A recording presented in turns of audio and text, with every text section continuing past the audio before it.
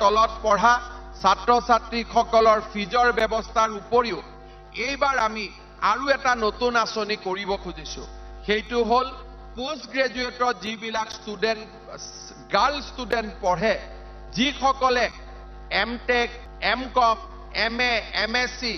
ইউনিভাৰ্চিটিত পঢ়ি আছে তেওঁলোকক ঘৰৰ পৰা অহা যোৱা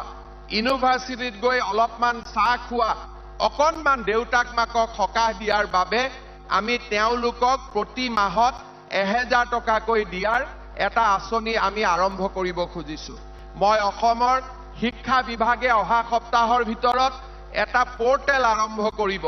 এই পোৰ্টেলত পোষ্ট গ্ৰেজুৱেটত পঢ়ি থকা সকলো ছাত্ৰীকে